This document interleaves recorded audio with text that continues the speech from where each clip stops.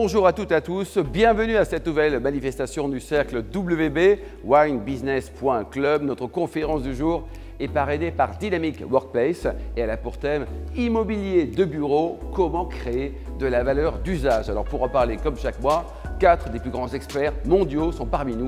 J'ai cité Philippe Morel, Laurence Etchely, Mathieu Latil, Nelson Bakegem. Et on commence par retrouver Philippe Morel pour une présentation de son entreprise Dynamic Workplace. Bonsoir à tous et à toutes. Merci en tout cas d'être parmi nous ce soir. Philippe Morel, moi j'ai un parcours notamment de 12 ans dans le groupe Bouygues, ce qui m'a permis notamment de créer une entreprise que vous connaissez peut-être qui s'appelle Wojo, qui a été revendue entre autres donc au groupe Accor en 2017 et qui m'a permis d'ailleurs, parce que c'était un des métiers qui n'a pas été conservé, eh bien, de créer Dynamic Workplace en 2019. Voilà. Et Dynamic Workplace, notre métier, eh bien, c'est d'être bureau d'études valeur d'usage, AMO valeur d'usage auprès de nos clients utilisateurs et investisseurs notamment. Et vous avez quelques représentants parmi nous ce soir. Peut-être en quelques mots, vous présenter voilà, qui nous sommes. Donc, Dynamic Workplace, c'est une jeune entreprise. Nous sommes aujourd'hui donc, déjà installés un peu partout en France et pas uniquement en Ile-de-France.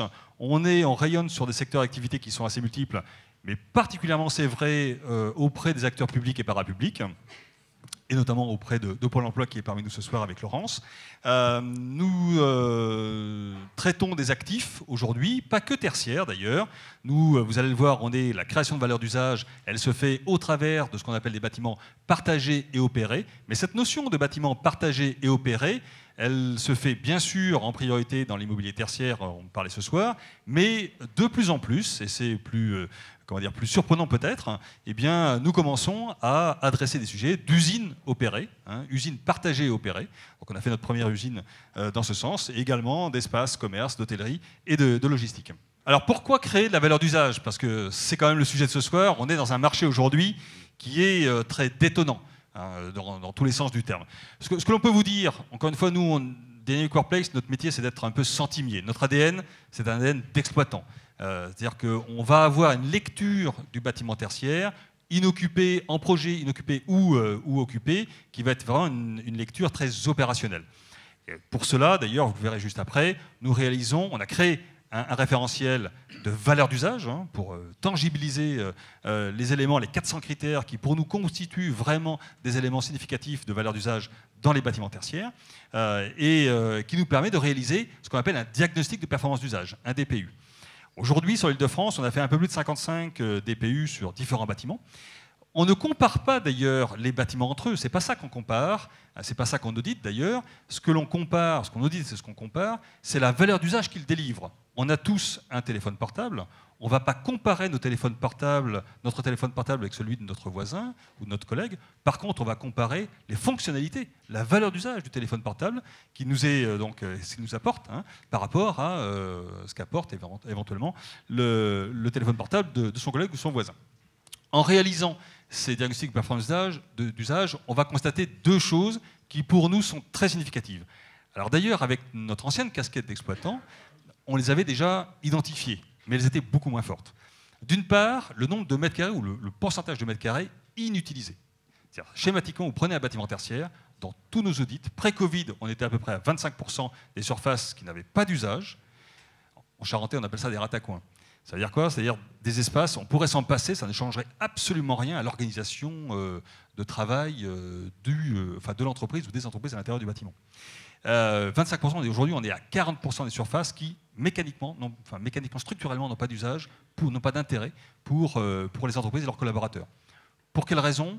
Prioritairement parce qu'on a digitalisé nos modes de travail, indépendamment de toute forme de flex-office. On a digitalisé nos modes de travail, et donc on a une consommation, quand on vient dans nos espaces de travail, sur un site, et on a une consommation, un besoin de mètres carrés qui s'est profondément réduit.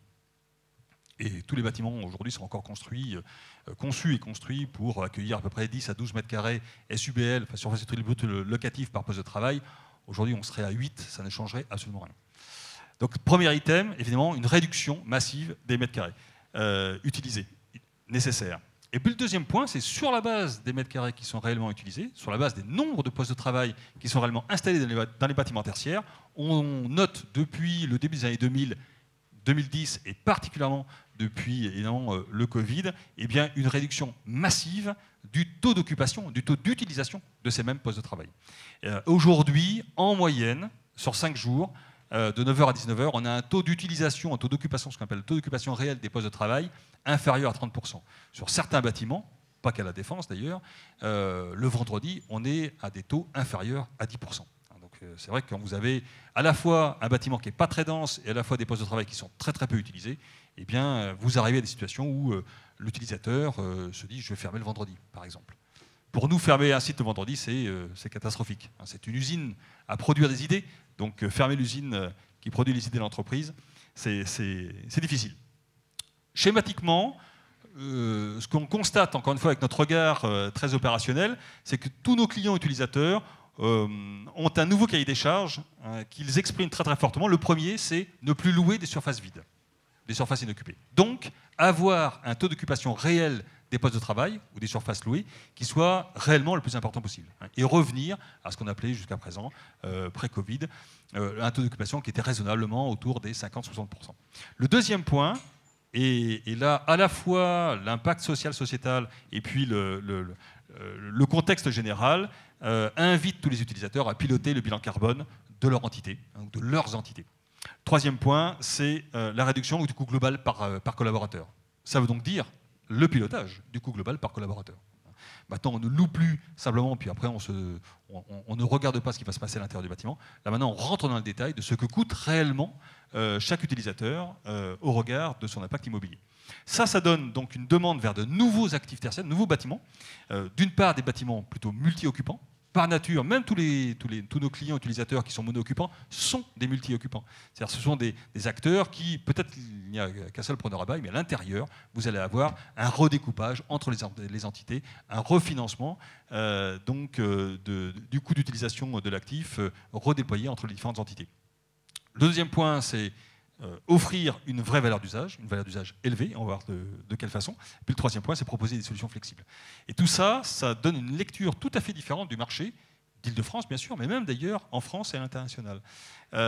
On a l'essentiel de l'offre du marché tertiaire qui se situe plutôt en bas de l'échelle de la qualité des prestations et de la qualité de la gestion opérationnelle réellement fournie à l'intérieur des bâtiments. Et le deuxième point, le deuxième angle, c'est la capacité finalement des bâtiments à être flexibles, à offrir une offre, ce qu'on appelle plug and play, elle est relativement modeste aujourd'hui. Ce qui veut donc dire qu'il y a un grand décalage qu'on vit tous aujourd'hui au quotidien entre d'un côté la nature de l'offre qui est disponible et de l'autre côté les nouvelles attentes des utilisateurs qui eux-mêmes sont sous la pression d'ailleurs de leurs propres collaborateurs. Alors comment créer de la valeur d'usage? Pour ça, je vous le disais à l'instant, on a créé donc un référentiel de valeur d'usage qui contient 400 critères, et ces critères-là sont pour nous, d'ailleurs c'est notre outil métier, c'est notre outil de travail, c'est notre méthode de travail, qui nous permet de passer, de scorer chacun des 5 piliers, vous les voyez ici, et de les ranker aussi par rapport à la concurrence. Ce que l'on fait, c'est qu'on a, en termes de qualité d'usage intrinsèque, ce que délivre intrinsèquement l'actif, indépendamment de son utilisation, vous avez 4 piliers essentiels pour un opérateur. D'une part, vous avez tous les éléments liés aux équipements techniques et au fonctionnement technique du bâtiment, y compris d'ailleurs dans ces dimensions capacitaires. On en parle encore trop peu, on a la chance d'avoir des bâtiments aujourd'hui qui sont très bien conçus, mais qui sont aujourd'hui trop peu utilisés, en tout cas par rapport à leur capacitaire. Le deuxième point, c'est toute la programmation des espaces et des usages. Là, on a aujourd'hui un fonctionnement des bâtiments qui est très perfectible dans la répartition des usages. Ça, c'est le deuxième point. Le digital, on en parle à l'instant, le digital, le maître mot aujourd'hui, en tout cas pour une grande partie de nos clients utilisateurs et de plus en plus investisseurs, un bâtiment qui est muet est un bâtiment qui n'a plus de valeur. Alors, un bâtiment qui est muet, c'est un bâtiment qui ne donne pas à ses utilisateurs, et à son propriétaire d'ailleurs, les données d'usage. Et on ne parle pas que de la GTB, on parle de l'ensemble aujourd'hui des équipements techniques, technologiques qu'on intègre dans les bâtiments. Donc, capter d'une part et transmettre l'information du mode d'utilisation du bâtiment devient une condition absolument essentielle, incontournable de sa commercialisation. Le quatrième point sont tous les éléments serviciels. On voit beaucoup de bâtiments évidemment avec plein de services à l'intérieur, mais ça n'a pas forcément de sens. La notion de retail d'ailleurs, donc de parcours utilisateur à l'intérieur des bâtiments, eh bien, c'est quelque chose qui est encore extrêmement récent chez les acteurs tertiaires, de l'immobilier tertiaire. Ça, ces 4 qualités, on pourrait les nommer qualités indispensables, nécessaires, mais pas suffisantes. La cinquième, qui est très largement d'ailleurs sous-estimée, voire inabordée quelque part par les acteurs de l'immobilier aujourd'hui de notre point de vue, eh bien, c'est ce qu'on appelle l'intensité d'usage. C'est-à-dire tout ce qui est lié à l'exploitation. Tout ce qui va être réellement permettre eh bien, de générer cette fameuse attractivité des bâtiments tertiaires. Et donc, qualité d'usage et intensité d'usage vont permettre de créer ce qu'on appelle la valeur d'usage. Et d'ailleurs, alors on peut se dire, mais ça c'est uniquement une lecture d'utilisateur, mais c'est de plus en plus aussi une lecture, y compris réglementaire. Quand on regarde le décret tertiaire, c'est l'une des premières fois, et les décrets qui suivent sont de même nature, l'une des premières fois où on a à la fois un décret technique, technologique, mais aussi un décret d'usage qui invite propriétaires et utilisateurs à maximiser, à intensifier l'usage que l'on fait, qu'ils font de leurs espaces de travail, avec des bonus et des malus. Donc on voit bien qu'on est dans cette logique-là où le bâtiment se met au service d'utilisateurs et de propriétaires et qui eux-mêmes doivent être vertueux dans le comportement, dans l'utilisation qu'ils font de leur surface, de leur mètre carré. Alors, une fois qu'on a fait ça, beaucoup de choses restent à faire. Évidemment, ça nous donne une lecture du bâtiment, une lecture de la valeur d'usage du bâtiment.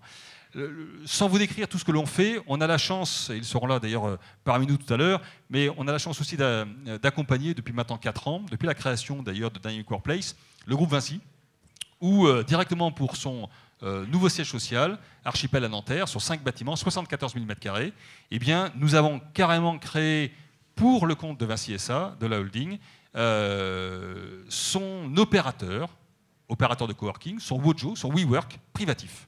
C'est-à-dire que vous avez bien un seul propriétaire, vous avez bien un seul locataire, un seul preneur à bail. Donc on a créé pour le compte de Vinci SA la société qui s'appelle Aviso. Et cette société, qui n'a pas vocation à être présente très fortement sur le marché, mais elle est l'unique acteur, preneur à bail du bâtiment, qui va dialoguer avec les 19 entités, les 19 sièges sociaux qui sont présents à l'intérieur du siège global de Archipel, donc de Vinci à Nanterre. Et donc, cette société va se comporter exactement de la même façon qu'un opérateur type WeWork, Wojo, Morning ou d'autres. C'est-à-dire que cet opérateur héberge les entités du groupe, donc les 19 entités du groupe, 19 sièges sociaux, non pas sous forme d'un bail de sous-location, mais sous forme d'un contrat de prestation de service où tout est compris. Impôts, taxes, charges, l'ensemble des prestations sont intégrées à l'intérieur du contrat que nous avons signé avec chacun d'entre eux. Autant vous dire que l'ensemble des directeurs financiers, quand il a fallu revoir la copie financière de l'impact des coûts énergétiques depuis le 1er janvier, où cette facture a fait x4, évidemment, eux, ce n'est pas leur sujet. C'est le sujet de la société d'exploitation. Donc il y a cet acteur-là qui a des codes de l'hôtellerie, qui a donc un modèle économique, mais aussi un modèle serviciel à adresser. Eh bien, c'est cette entité-là qui prend ce risque, qui gère ce risque et qui met en place, bien évidemment, tous les plans de remédiation pour pouvoir réduire la facture. Assure l'ensemble des prestations, soutient le déploiement de la stratégie RSE du groupe. Voilà. Et donc dans ce cadre-là, donc ça c'est vraiment un peu le cas vraiment un peu extrême, on va vraiment cette logique de bâtiment partagé. On voit bien que c'est un unique siège social, oui, mais à l'intérieur, quand on rentre dans le détail, on voit qu'on a à l'intérieur énormément de sièges sociaux, énormément de BU, énormément d'équipes, de tribus qui fonctionnent à l'intérieur de ce bâtiment et qu'il faut bien un opérateur pour réparer tout ça. Et puis, et on a la chance de les accueillir ce soir. Eh bien, parmi nos clients, on compte Pôle emploi, avec Laurence qui va se présenter juste après moi. Et donc là, on a, entre autres, réalisé donc, le diagnostic de performance d'usage d'un des sites de Pôle emploi pour la DSI, pour la Direction générale DSI de Pôle emploi, et accompagner cet utilisateur dans l'expression de besoin. Et puis juste après, avec Mathieu, eh bien, on va détailler ce que l'on a pu faire pour, cette fois-ci, côté propriétaire, eh bien, un diagnostic de performance d'usage qui permet de... Ce qui est aussi un acte, d'ailleurs, de transparence entre le propriétaire et son ou ses locataires, de façon à ce que l'ensemble des éléments, parfois très positifs, c'est le cas d'ailleurs sur cette opération Boost, mais parfois aussi des points de vigilance ou de négociation d'ailleurs avec les futurs locataires, eh bien, soient transmis aux locataires de façon très transparente. Mais là aussi, Mathieu en parlera. Voilà pour une C'est parfait, très bon timing, Philippe. Merci beaucoup. Laurence, est-ce que c'est un job sympa, directrice de l'environnement au sein de Pôle emploi? Parce que tu as l'air radieuse en tout cas. Hein. Écoutez, merci beaucoup. Oui, c'est très sympa. C'est très sympa. Ça fait plus de 20 ans que je suis dans l'institution, donc je pense que je m'y plais. Bon. Alors, on parle de la création de la valeur, le périmètre du job. D'abord, votre job, c'est quoi? Et bien ensuite, la valeur. Alors, au niveau de mon job, moi, je suis responsable de la partie immobilier de la DGASI. Donc, juste peut-être un rappel, je ne vais pas parler de Pôle emploi, vous connaissez tous Pôle emploi, mais plus vous décrire un peu le parc immobilier peut-être et l'organisation. Donc, on a une direction générale et des directions régionales sur tout le territoire national et les dom-toms. Au niveau du parc immobilier, ça représente un peu plus d'1 millier de mètres carrés. On a 1 millier de sites, ce qui veut dire qu'on est sur un pourcentage de 80% sur des agences, le reste sur des structures. En termes de collaborateurs, on est 58 000 à peu près, un petit focus. On a, bien sûr, vous le connaissez, sur les conseillers pour l'emploi. On a aussi la relation entreprise. On a des psychologues de Pôle emploi, des psychologues du travail qui représentent 2%. Et au sein de la DGASI, on est sur un parc immobilier de 52 000 mètres carrés. Sur ce parc immobilier dont lequel j'ai la responsabilité, ça représente 12 sites et on est à 90%, 80% locataires de nos bâtiments. On a 3 sites propriétaires qui sont des sites de production, type data center et sites de production éditique. Et en termes de budget, au niveau de la DGASI, ça représente au niveau du parc immobilier un budget de 19 millions d'euros. On a 30% qui concerne tout ce qui est charges locatives, loyers. On a 10% qui concerne l'investissement.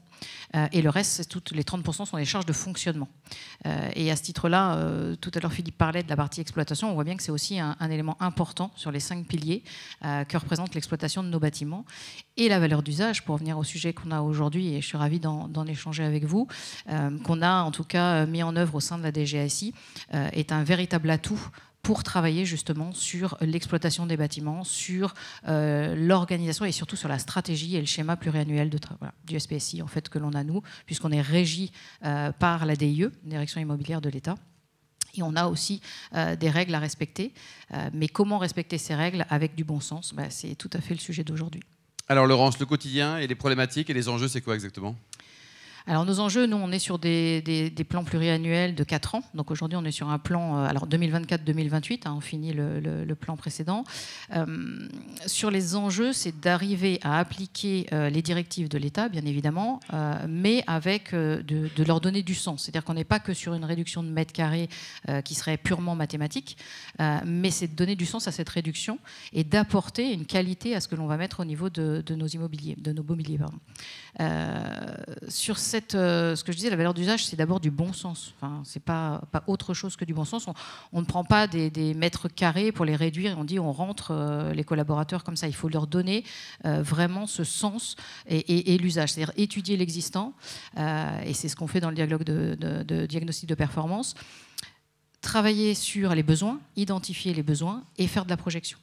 Et en ce sens-là, on arrive à travailler sur notre stratégie immobilière. Ça donne aussi un cadre, un référentiel, comme l'a dit tout à l'heure Philippe, et ça nous permet justement d'adopter une stratégie immobilière sur l'ensemble de notre parc.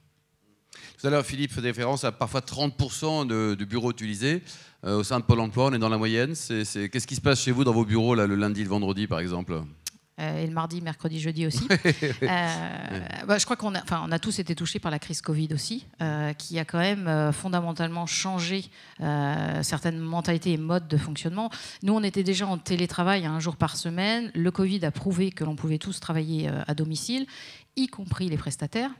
Voilà, qui ne sont pas des collaborateurs internes, mais que l'on loge parfois en in situ. Et je crois que à ce niveau-là, ça a changé pas mal de choses. On s'est rendu compte qu'on pouvait travailler plusieurs jours à son domicile. Aujourd'hui, on est à 3 jours de télétravail. 3 jours de télétravail ? Ouais, et on est en expérimentation, que personne ne m'entend, à 4 jours sur site par mois. Voilà, sur des expérimentations. Donc vous imaginez bien que sur un parc de, ne serait-ce qu'à la DSI, de 52 000 mètres carrés, ce que ça représentait. Effectivement, les lundis, vendredis sont des jours, vous arrivez des fois sur un étage à 1800 mètres carrés, on est 5 quoi. Donc, au regard des enjeux de la stratégie immobilière, mais aussi des enjeux sociétals, enfin, je veux dire, on le voit aujourd'hui, on est tous, sur la partie RSE, diminution de la consommation énergétique, on a aussi de l'humain, à gérer de l'humain et des coûts. C'est-à-dire que comment faire revenir les collaborateurs alors qu'on est 5 sur un plateau, comment respecter nos engagements RSE. Ça, cet élément. Et puis, le coût financier, je vous disais tout à l'heure, nous, ça représente 30% le fonctionnement, mais la valeur locative, c'est 60%.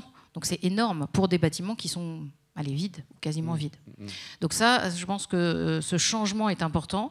Et il faut accompagner ce changement. Ce n'est pas en appliquant, je dis, 10 mètres carrés par agent, enfin les référentiels ou les normes ou les recommandations, qu'on arrivera à reloger ou refaire revenir les collaborateurs. Donc il faut y trouver un sens.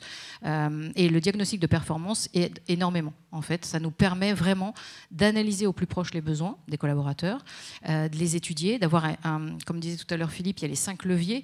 Le bâtimentaire est important, étudier l'existant du bâtiment d'un point de vue technique, architectural, d'étudier le côté digital. On le voit bien, on doit être connecté partout, que vous alliez dans un étage ou que vous alliez sur une terrasse ou quelque autre, il faut qu'on soit connecté. Et aujourd'hui, il y a pas mal de bâtiments, nous on l'a vu sur des irritants où le téléphone ne passe pas. On a la partie aussi espace et aménagement. Il faut réaménager ces espaces et leur donner une dynamique. Alors, les open space, je ne suis pas pour et je pense que c'est fini. Mais faire revenir les collaborateurs en mettant un baby-foot, j'y crois pas. Et ni une table de ping-pong. Alors que sur 1800 mètres carrés, t'en mets les baby-foot quand même. Hein. Ouais, on en met, mais en fait, faut-il avoir des gens pour jouer au baby-foot? C'est vrai aussi. Quoi. Voilà. Donc, le baby-foot n'amène pas les collaborateurs à revenir. Donc, il faut trouver le côté serviciel qui soit nécessaire. Et puis, l'exploitation du bâtiment, ça a un coût. Donc, si on utilise un certain nombre d'espaces, il faut pouvoir aussi l'exploiter de manière optimisée. Et ce phénomène télétravail, il concerne au sein de Pôle emploi l'ensemble des collaborateurs, que ce soit les jeunes pousses de 20-25 ans ou alors des personnes plus expérimentées? Alors ça concerne tout le monde. Évidemment, quand vous êtes jeune recruté, il faut attendre 3 mois avant d'avoir la possibilité d'avoir le télétravail, mais ça concerne quel que soit le collaborateur, et y compris en agence. Alors le nombre en agence n'est pas de 3 jours, puisqu'on est pour répondre aux demandeurs de l'emploi. Oui. Les 3 jours sont pour les structures, l'accord national pour les structures. Mathieu, alors c'est quoi? C'est le type sympa qui parle ou c'est le Satan? Parce qu'on représente les fonds d'investissement américains quand même dans l'investissement. Qu'est-ce que tu en penses? Alors le clivage est intéressant parce que vous aviez effectivement un visage plutôt de l'entité publique à ma droite et c'est un plaisir de partager, merci de cette invitation, vous donner ce ressenti davantage côté privé. Vous aurez les deux visages. Non, mais t'es sympa, je plaisante. Invesco, un petit mot, ça représente quoi en termes de gestion d'actifs et de métiers? Alors, le groupe Invesco, c'était une société cotée aux États-Unis. J'ai la chance de travailler pour la partie immobilière, pour la partie européenne. Je m'occupe des investissements et de l'asset management. C'est 50 bureaux dans le monde, 8000 collaborateurs. On a 8 bureaux en Europe. Pour la France, majoritairement, on est sur une thématique et une typologie d'actifs composée de 99% de tertiaire, le 1% résidentiel étant marginal, mais sur opportunité. On a 60% de bureaux, 35% d'actifs logistiques, locaux d'activité et également, comment dirais-je, les thématiques light industrial dont on verra et on parlera tout à l'heure, notamment en lien avec la valeur d'usage. 5% dédiés à la partie retail et le petit pourcent de résidentiel dont on parlait tout à l'heure. En France, c'est 35 personnes pour le bureau parisien, dont 15 personnes dédiées au bureau immobilier. Et les propos de Laurent tout à l'heure sur les taux d'occupation, le télétravail, c'est dramatique pour toi tout ça, non? Alors c'est dramatique, c'est une tendance. Alors dramatique, j'irai pas jusque là. On a et vous l'avez parfaitement souligné. Dans la multiplicité des secteurs économiques confondus, on parle souvent de l'avant et de l'après-Covid. J'irai pas jusqu'à dire que c'est un mal pour un bien, mais en tout cas, on a des leçons à tirer de ce qu'on a traversé et ce qu'on a vécu de manière assez inédite. Et à ce stade-là, je dirais, c'est une cible, l'objectif, vous savez, alors au sein d'Invesco, et je reconnais quelques confrères dans la salle, on a tendance à considérer le locataire comme le client final, contrairement à parfois d'autres confrères qui auront tendance à vous dire que c'est le fonds de manager. La rentabilité des fonds que nous gérons chez Invesco provient de la rentabilité escomptée par les loyers, en tout cas les loyers qui en découlent. Et on doit évidemment adapter les actifs en termes d'usage. La valeur d'usage est aujourd'hui un phénomène qui nous permet de la qualifier, de la quantifier. Mais en réalité, cette thématique d'usage, elle existe depuis toujours, ne serait-ce que par la différenciation et les typologies ou le choix des utilisateurs d'aller se porter vers telle ou telle région ou telle typologie d'actifs. On parlera des volumes, des hauteurs sous plafond, des capacités de portance au niveau des sols. Aujourd'hui, elle est présente, on la quantifie, on sait l'identifier. Et on s'en sert aujourd'hui pour être un élément décisif et décisionnaire pour le choix d'un actif au profit des utilisateurs et des équipes dont on parlait tout à l'heure. La valeur d'usage, on en parle? Avec grand plaisir, on est là pour ça en tout cas. La thématique chez nous, elle peut représenter, dans une expérience passée, on imaginait souvent que des entreprises, notamment dans le secteur industriel, allaient parfois allouer 50 à parfois même 70% du chiffre d'affaires et des bénéfices nets réalisés à la recherche. La valeur d'usage est une thématique de recherche chez nous. On a la chance de la partager dans le partenariat qui nous lie à Dynamic Workplace que représente Philippe aujourd'hui. C'est une thématique dans laquelle on est capable d'allouer 10, 15, 25, parfois plus de la valeur globale de l'actif pour répondre aux besoins futurs, répondre à l'utilisateur qui l'occupe. Il n'y a pas pire qu'un actif vacant dans le patrimoine d'un institutionnel, et particulièrement celui que je représente. L'idée pour nous étant d'offrir la possibilité post-Covid de tirer les leçons, mais surtout d'offrir la possibilité aux utilisateurs de trouver leur compte, d'avoir et de ramener les équipes leur permettant de phosphorer, et en tout cas de se retrouver dans un lieu commun au niveau d'une stratégie d'entreprise qui est celle qui lie les collaborateurs entre eux. C'est une thématique, la valeur d'usage, qu'aujourd'hui on identifie, qu'aujourd'hui on est capable de quantifier et de qualifier, et qui est une thématique d'avenir chez globalement tous les professionnels institutionnels ou non de la place dans la typologie tertiaire que nous représentons majoritairement ce soir. Ouais. Donc le marché des bureaux à terme, à moyen terme, il est enthousiasmant, il est positif, il faut être réaliste. Il est fait de cycles, comme beaucoup l'ont connu. Il est fait de renouveau, il est fait de révolution, et il a un bel avenir devant lui. Il est fait d'une manière où aujourd'hui il a été chamboulé, très clairement. Le chiffre caché que je vous partagerai ce soir avec grand plaisir, c'est 15%. Le marché de bureaux aujourd'hui émet une thématique autour des 15% qui se ventile de deux manières. La première, c'est que si vous étiez, avant le Covid, locataire de 1000 m², on va prendre une base 1000 pour simplifier la réflexion, en réalité, vous avez un besoin au niveau de vos effectifs et au niveau de votre activité de réallouer 15% des surfaces louées, donc 150 m², aux thématiques et aux piliers, dont 4 ou 5 même qu'on citait tout à l'heure. Si vous étiez en recherche avant le Covid de 1000 m², en réalité aujourd'hui, pour les motifs qu'on a expliqués tout à l'heure, on n'en aurait besoin que de 850, parce qu'on a identifié un format, un turnover, une tournante au niveau des effectifs et des postes occupés, la valeur du poste, le coût intrinsèque. La charge immobilière est globalement dans le P&L d'une entreprise, ou en tout cas dans les comptes courants, la thématique qui pèse le plus lourd, et elle se doit d'être optimisée, et la valeur d'usage est à notre sens une thématique et un moyen d'y parvenir. Donc un grand intérêt, et également au sein d'Invesco une possibilité de l'encourager, soit de type de mécénat, soit en sponsor direct, voire avec le partenariat qui nous lie. On les met, ces DPU, ces diagnostics de performance d'usage, au profit de nos utilisateurs. On est capable même de s'engager dessus, d'en faire une annexe au niveau des baux commerciaux qui nous lient à nos utilisateurs, pour la simple et bonne raison, c'est que c'est une feuille de route qui nous paraît tout à fait légitime, et une thématique d'avenir sur laquelle on ne sera pas les plus discrets, voire au contraire, on aura tendance à le partager et à en faire une priorité d'avenir. Absolument. Combien de mètres carrés pour tes bureaux, sachant que vous êtes 35 collaborateurs? Aujourd'hui, on avait 1000 m² avant le Covid, c'est une bonne question. 1000 à 35. Exactement. Alors, on avait fait aussi du baby-foot. Alors, le fait est qu'il y a eu une recentralisation. On parlait des 8 bureaux en Europe au sein d'Invesco. Certains départements ont été réalloués, réagencés. Aujourd'hui, c'est 555 m² pour nos 35 collaborateurs. On est à peu près un ratio de 1 pour 12 pour ce qui est de la partie immobilière, et c'est un ratio fort confortable, notamment lié au niveau d'occupation qu'on citait tout à l'heure. Le poste des équipes dans lesquelles je travaille, ou si vous voulez que je parle du mien, le niveau d'utilisation il est à taux zéro quand je suis en déplacement, et notre métier c'est majoritairement des déplacements, il faut aller au contact de ces actifs. J'ai eu une expérience dans le passé en pierre-papier. Quand vous avez 115 lignes à gérer et quand vous avez 28 ans, vous êtes plutôt un pompier qu'un asset manager, et vous intervenez que lorsqu'il y a le feu, un congé ou un problème de conformité, ou un départ, un congé locatif ou un départ de locataire.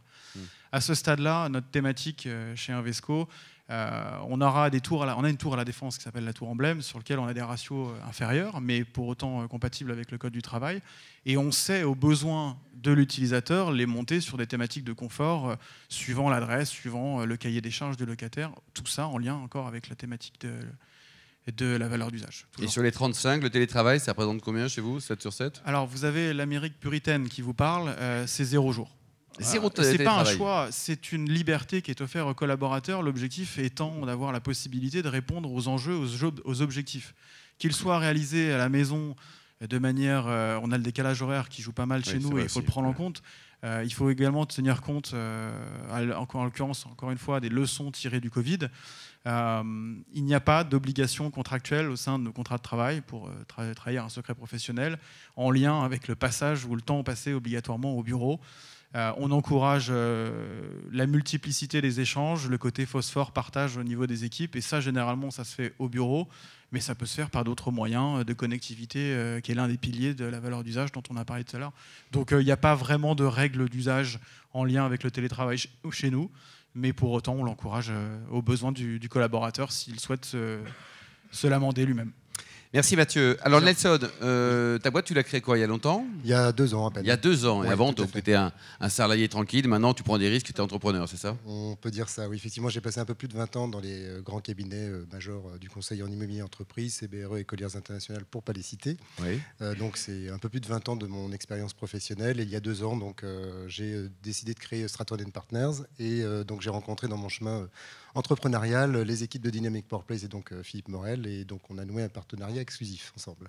Alors, tu dispenses quel type de conseils et qui sont tes clients? Alors, mon domaine d'action, c'est plutôt les utilisateurs, mais aussi par, on va dire, le truchement de mon expérience passée, les investisseurs, puisque je commercialisais des immeubles de bureau au sens brokerage du terme, donc commercialisation pure. Et la thématique de l'utilisateur a toujours été pour moi passionnante, parce que c'est un regard croisé par rapport à l'immeuble et l'expérience exploitation qui, j'allais dire, devait, entre un propriétaire à la recherche d'un rendement maximal et un locataire à la recherche de la bonne surface, de faire de la convergence d'intérêts sur le point d'atterrissage qu'est l'immeuble. Voilà. Alors, cette valeur d'usage, c'est le sujet du jour. Elle rentre comment dans la réflexion stratégique de des clients?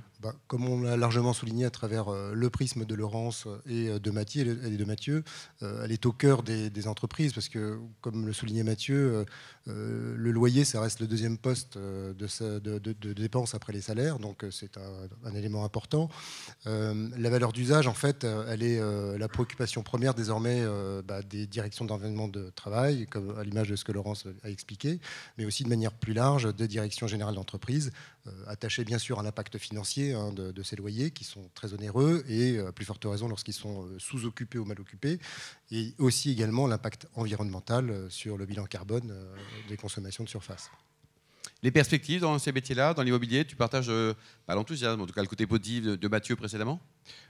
Tu partages le côté positif de Mathieu? Oui, alors on est, de ma petite expérience, on a quand même un changement de code, un changement de paradigme. L'aspect télétravail est quand même aujourd'hui très prégnant dans l'entreprise. Je ne fais pas partie de ceux qui pensent qu'il y aura un retour en arrière.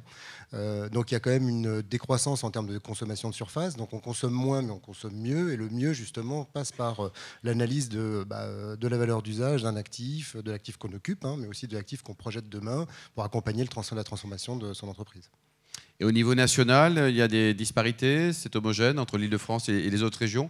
On raisonne différemment, on vit différemment? Alors, je pense que c'est lié à l'impact prix de l'immobilier résidentiel, notamment. On a observé récemment, on a interviewé un grand client qui a une présence internationale et nationale, et il nous disait que les taux d'occupation de ces immeubles de bureaux étaient fonction de la pression sur les prix résidentiels de certains secteurs.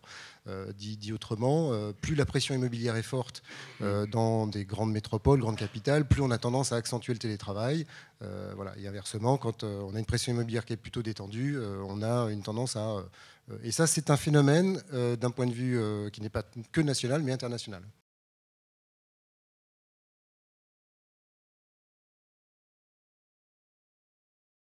Alors, à la première question, la réallocation de ces mètres carrés, c'est une tendance de marché qui nous est révélée par les brokers, commercialisateurs et partenaires avec lesquels on travaille. Ils sont réalloués au service à la personne, ils sont réalloués à l'entertainment, ils sont réalloués à des espaces collaboratifs, ils sont réalloués à de la cafétéria dès lors qu'elle n'existe pas. Et je suis tout à fait d'accord avec vos propos, madame, que le baby-foot ni la PlayStation n'est pas une solution, sauf cas exceptionnel où la Tour Europlaza, à la Défense, et je ne suis pas le bailleur, a dans ses locataires des sociétés plutôt créatrices de jeux vidéo. Et là, pour répondre aux attentes des utilisateurs, qui ont plutôt une moyenne d'âge entre 25 et 30 ans, c'est la moyenne d'âge du club, c'est parfait. Tout à fait. Le bailleur, en l'occurrence, est sensible aux demandes des utilisateurs et se doit d'aller dans le sens du bien-être pour refédérer et recréer cette collaboration et cet esprit collaboratif au sein des locaux. Donc les 15%, l'exemple que je donnais au niveau des 150 m², ça émane d'une impulsion de l'employeur qui doit être accompagné via un partenariat dès lors qu'il est conforme à l'obligation de délivrance dont je parlais tout à l'heure, conforme à la réglementation par le bailleur. Pourquoi ? Parce que c'est une thématique d'avenir qui fera que vos immeubles seront remplis, loués. Et on en revient à la thématique de la vacance, qui est peut-être la pire que nous rencontrons dans nos métiers. Sur la deuxième thématique du coworking, votre deuxième question, elle est intrinsèque, elle est située dans le modèle, elle est intégrée dès la base. Monsieur Philippe, en l'occurrence, qui a créé Wojo, vous en parlera bien mieux que moi, et je préférais garder... avec humilité, le soin de lui laisser la possibilité de vous répondre. De mon point de vue, on n'a pas eu encore la chance d'acheter ou d'acquérir plutôt des actifs loués à un coworker, même si fut un temps, et vous le savez mieux que moi, c'était de très bons locataires, ça l'est toujours pour la plupart lorsque vous êtes chanceux. Et la valeur d'usage est un élément à la fois discrétionnaire, mais surtout décisif, puisque non plus à vendre des mètres carrés, vous vendez des postes, et vous vendez du plaisir, et vous vendez une thématique, un environnement, vous vendez une décoration, vous vendez un cadre de travail qui, exactement, j'entends expérience, mais qui doit inspirer et surtout amener vers de la créativité. C'est le but qui nous motive ce soir tous ensemble. Philippe, un mot peut-être sur le coworking. Ça, c'est fini, hein, c'est passé de mode, c'est mort tout ça, non? Pas tout à fait. Non, de mon point de vue, moi j'ai créé Wojo en 2014, c'était la première lame. C'est-à-dire voilà, des grands opérateurs qui prenaient des surfaces, globalement, qui commençaient à prendre des surfaces entre 3 000 et 11 000 m², puis maintenant. Donc on est vraiment sur des opérateurs, des hôteliers qui ont fait de la prise à bail leur métier. Ils achètent en gros ce qu'ils vont relouer à la découpe. La seconde étape, c'est celle, de mon point de vue, qu'on est en train de vivre, c'est celle d'utilisateurs et de propriétaires qui se disent « mais je n'ai pas le choix, je dois rendre liquide mon actif. Et pour le rendre liquide, je vais intégrer tout ou partie du métier donc, de cet opérateur. » Et c'est ce qu'on a fait pour le groupe Vinci. On a créé leur Wojo privatif à l'intérieur de la 74 000 m². Ils ont 19 sièges sociaux, mais il n'y a qu'un seul preneur à bail. L'ensemble des sièges sociaux sont opérés au travers d'un contrat de prestation de service qui intègre les impôts, les taxes, les charges, exactement comme si c'était chez WeWork, chez Wojo, etc. Et avec cette dimension servicielle qui fait que, parce que c'est le premier item aujourd'hui des utilisateurs, y compris d'un siège social chez Vinci qui est lui-même à l'intérieur d'Archipel, c'est l'auto-utilisation réelle des espaces qu'il a pris à bas, enfin qu'il n'a pas pris à bas, mais qu'il a pris au travers d'un contrat de prestation de service.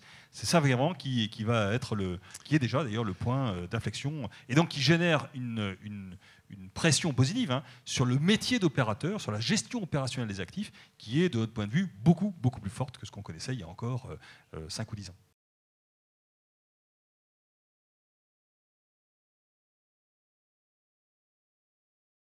Aujourd'hui, on accompagne par exemple le groupe Orange sur des espaces en région qui font 1000 m². Voilà. Et donc cette notion, ce qu'on compare, c'est pas. Alors bien sûr, on ne fait pas de la même façon, évidemment, l'analyse de la valeur d'usage et surtout les plans de remédiation derrière, mais on va retrouver les leviers, on va identifier les leviers pour redonner attractivité à un site qui est soit gardé, conservé en patrimoine, soit remis sur le marché, soit éventuellement arbitré, etc. Et ça, dès quelques centaines de mètres carrés. Alors, on ne compare pas les actifs, on va comparer la valeur d'usage de chacun des actifs. Et donc, ça, c'est un point important. Et l'autre point important qui a été signalé tout à l'heure, nous, de notre point de vue, on voit très peu de différence dans les comportements et dans la valeur d'usage qui est attendue de la part des actifs, que ce soit en Ile-de-France, que ce soit en région, en province, y compris, on accompagne les crédits agricoles sur Montauban, sur des petites villes, finalement, entre guillemets, des villes de 30 000 habitants, les demandes sont les mêmes, et on fait même un petit peu d'international. Seconde question, c'est sur les services. Le premier des services, de notre point de vue, celui, alors vous allez me dire, on est français, c'est vrai, mais on le voit quand même un peu partout aussi, y compris à l'international, le premier service, c'est la restauration. Alors, je dirais les restaurations. Et c'est ça qui a changé.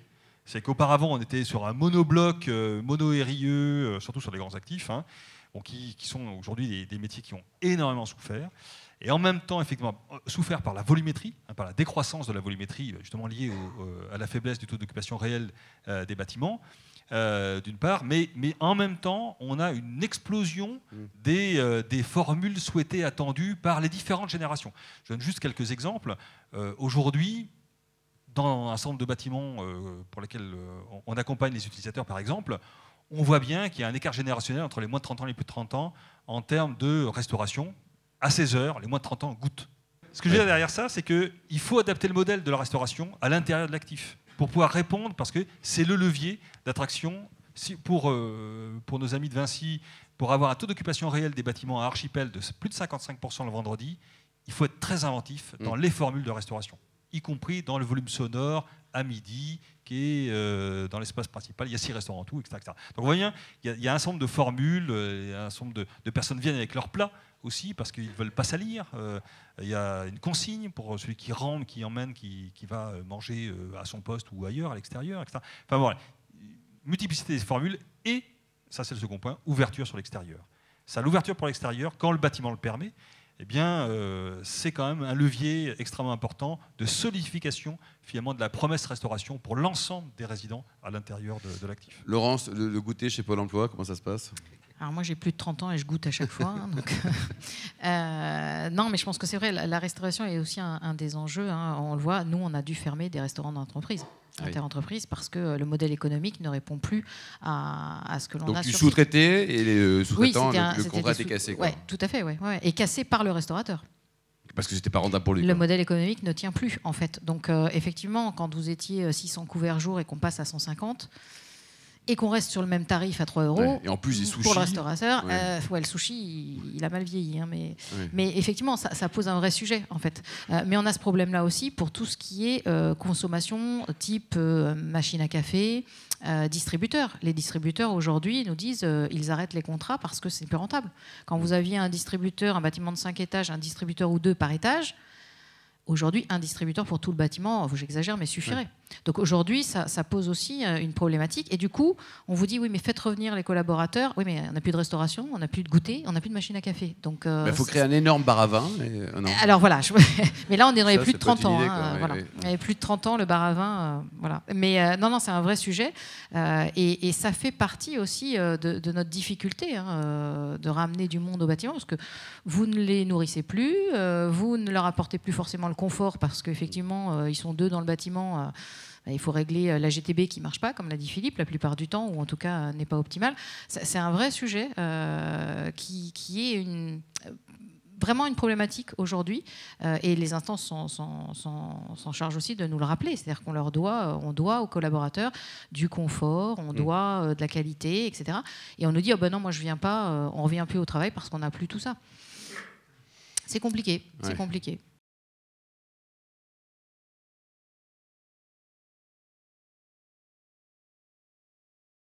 Parce qu'effectivement, la grande problématique qu'on n'a peut-être pas suffisamment soulignée ce soir, c'est que non seulement il y a une réduction du taux d'occupation, taux de présence finalement des collaborateurs, d'une part, mais en plus il y a un écart type qui a profondément augmenté entre le lundi, le vendredi, le mercredi, le jeudi, le matin, le soir. Et effectivement, les itinérants et les moins itinérants, on a vraiment des fluctuations qui sont très importantes. Et donc du coup, on doit, avec les utilisateurs, et c'est toujours la question qui nous est posée, quel est le point bas ? Où est-ce qu'on met le point bas ? Est-ce que c'est à moins 10, moins 15 ? Est-ce que c'est à moins 40 ? Est-ce que c'est à moins 60% des surfaces ? Mais ce point bas-là, il vient immédiatement être contrebalancé par la programmation des usages. Je donne juste un exemple, ce qu'on a fait pour le groupe Mobivia à Lille, par exemple. Pré-Covid, 3 bâtiments, 17 000 m². Post-Covid, un bâtiment de trop. En BFA, donc les bâtiments l'ensemble bâtimentaire était déjà pris à bail. Donc ce qu'on a fait, c'est qu'on a intégré d'abord un socle serviciel à destination à la fois des résidents et d'extérieurs, d'une part, pour accueillir un certain nombre d'autres partenaires. On a créé un corp coworking. Le corp coworking, c'est finalement la capacité, en l'occurrence un des 3 bâtiments, d'accueillir des cousins, des membres de l'écosystème, des entreprises qui elles-mêmes vont pouvoir s'installer de façon plus ou moins durable au travers d'un contrat de prestation de service. Et ça permet de flexibiliser finalement l'usage qui est fait à l'intérieur du bâtiment. Et dans ce coworking, on intègre également des espaces qui sont plus mutualisables, notamment qui peuvent permettre d'accueillir des collaborateurs plus nomades parce qu'ils sont moins régulièrement présents sur site. Dit autrement, à l'intérieur d'un ensemble qui est forcément figé, qui est le bâtiment, il a ses mètres carrés, il a ses usages, eh bien on vient flexibiliser les modes d'utilisation, on vient multiplier les modes d'utilisation à l'intérieur du bâtiment. Et ce qui fera rester, voire venir d'ailleurs, les utilisateurs, grands ou petits, à l'intérieur des bâtiments tertiaires, c'est de savoir qu'ils peuvent bien vivre à l'intérieur. hein, ne plus louer des surfaces inoccupées. Donc ni trop grand ni trop petit. Quand c'est trop petit, les collaborateurs ne viennent plus. Quand c'est trop grand, ils ne viennent pas non plus, etc. Donc il faut trouver et donc il faut avoir à la fois un actif qui soit flexible dans sa programmation des usages et dans ses contrats, et puis un propriétaire qui soit là aussi extrêmement à l'écoute de ses utilisateurs pour impulser cette dynamique de la flexibilité dans ces bâtiments. Mathieu, Nelson, qu'est-ce qu'on peut conseiller à Philippe ? On remarque une tendance assez généralisée et qui émane notamment des tours à la Défense, d'avoir un business center au sein de... Vous avez des locaux, vous avez vos espaces privatifs, mais le bailleur propose également en complément, souvent dans les étages bas, des business centers qui permettent à des cadres ou non en mobilité de trouver l'espace collaboratif de travail requis au vu de retrouver les équipes et les visages familiers. Je fais une petite aparté sur votre question qui rejoint celle de monsieur précédemment, et merci pour celle-ci. La restauration, évidemment. Le business center étant désormais en 2, et c'est la raison pour laquelle je voulais faire la passerelle. Le 3, c'est la mobilité douce. Elle a passé le besoin d'avoir un auditorium dans un immeuble, notamment eu égard aux besoins de connectivité. On fait généralement, on aurait pu faire, bon, vous me direz c'est un peu compliqué, on est nombreux, mais tant mieux, bravo. Mais ça se fait également par Internet, ça se fait outre-Atlantique et très bien par caméra interposée. Mais oui, c'est la solution au titre bailleur que l'on observe, c'est d'avoir un business center ou des espaces flexibles de coworking, soit avec un prestat, en contrat de prestation de service, pas toujours en bailleur, format de locataire, soit avec un service qui est intégré dans les parties communes de l'immeuble, qui est donc refacturé dans les budgets auprès des utilisateurs et qui offre la possibilité à des entreprises comme la vôtre d'avoir des espaces dédiés, privatisables, pour vos cadres ou non en mobilité. Nelson, on va le mettre où ce bulldozer alors ?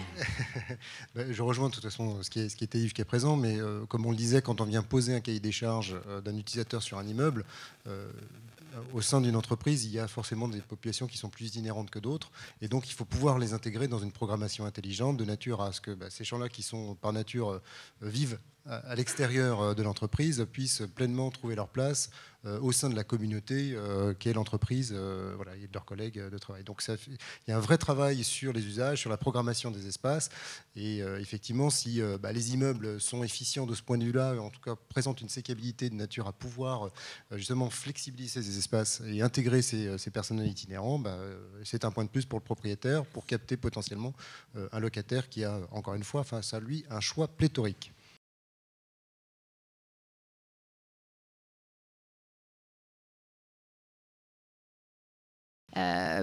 Cette question est intéressante, on se l'est posée aussi. Ce qu'on disait tout à l'heure quand on parlait de réduction de surface, c'est aussi pour répondre à cette problématique. C'est-à-dire qu'aujourd'hui, si on est sur un bâtiment de 5 étages, les lundis et le vendredi, les étages sont complètement vides, alors qu'ils sont un peu plus suroccupés le mardi et au jeudi.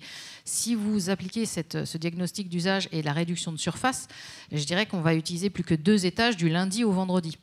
On a aussi cette flexibilité au niveau des collaborateurs. Donc, nous, on n'a pas de jour imposé. C'est aux directions, aux équipes de s'organiser sur le télétravail. Et effectivement, majoritairement, la plupart des gens prennent du mardi au jeudi.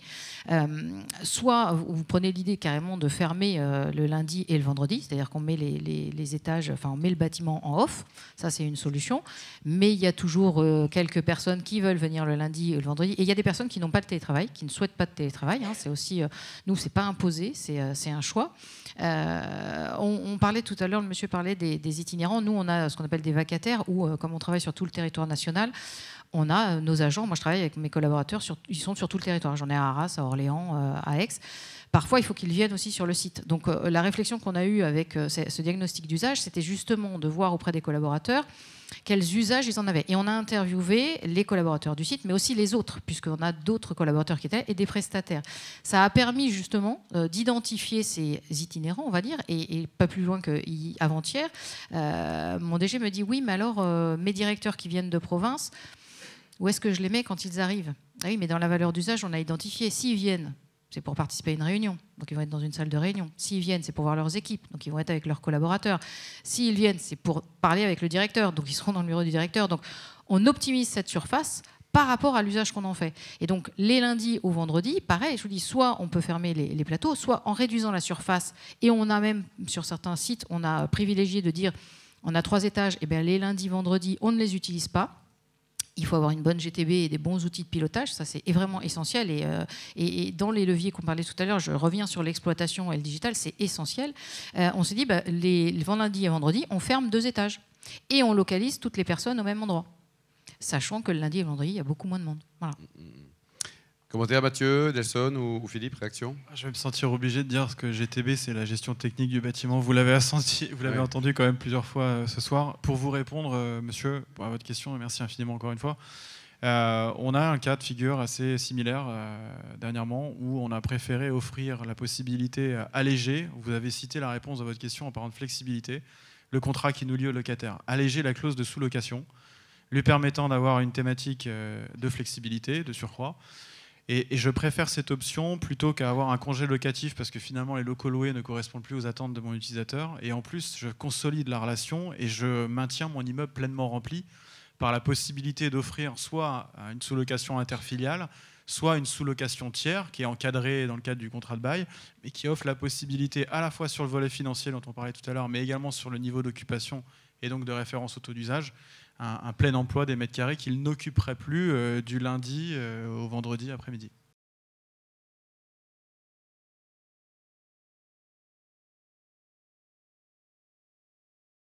On ne va pas les récupérer, nous, Mathieu, les gens. Hein, j'aimerais beaucoup vous répondre avec le concours des pouvoirs publics, puisque la thématique se joue à échelle du législateur. La possibilité, on parle de destruction d'emploi, donc on va finalement parler de mètres carrés non occupés, d'actifs qui vont devenir obsolètes. Le réemploi de ces actifs, on est sur une thématique de bâti existant. On imagine ces immeubles des années 70-80 dans lesquels il y a des problématiques et des typologies un peu compliquées, notamment l'amiante, qui sont des vocations qu'on a, en tout cas des qualités de matériaux qu'on a tendance aujourd'hui à supprimer et à combattre.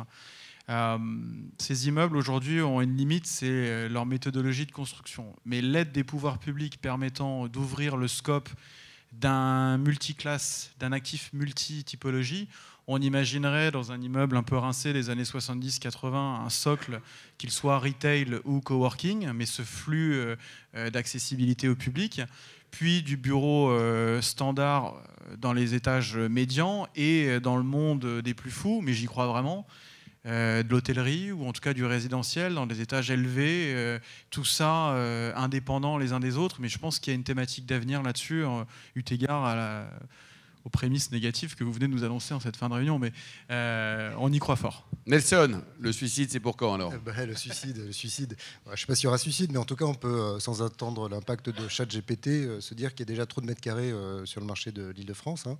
Donc, il y a certains secteurs qui présentent des taux de vacances supérieurs à 20%, donc ce qui est quand même colossal. Hein. Ça représente, sur certains secteurs de France, près de 5 ans de demandes exprimées en termes de stock de bureaux vacants.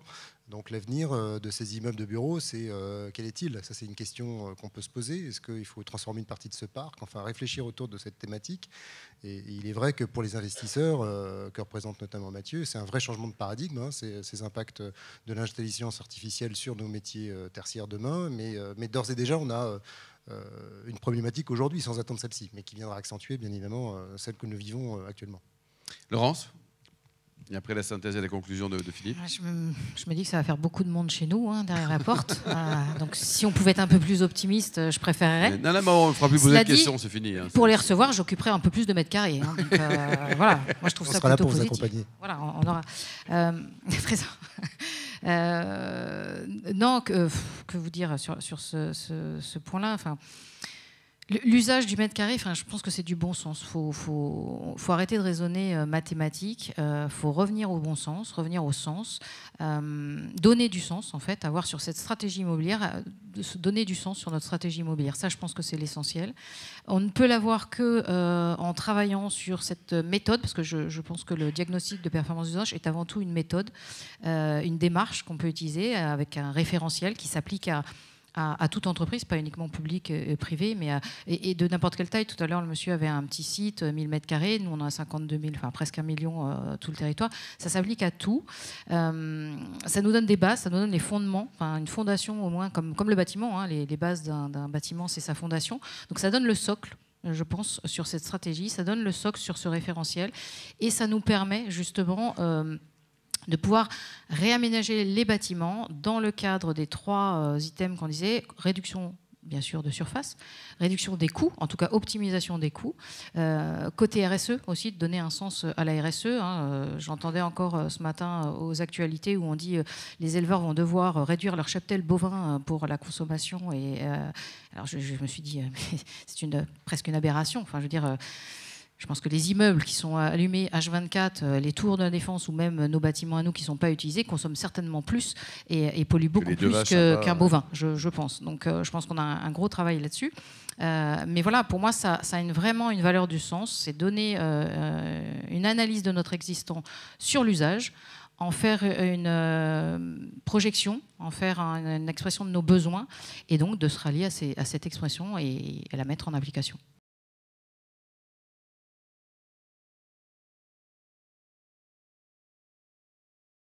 C'est vrai que, de notre point de vue, on aborde une situation tout à fait inédite. L'immobilier, par nature, est cyclique.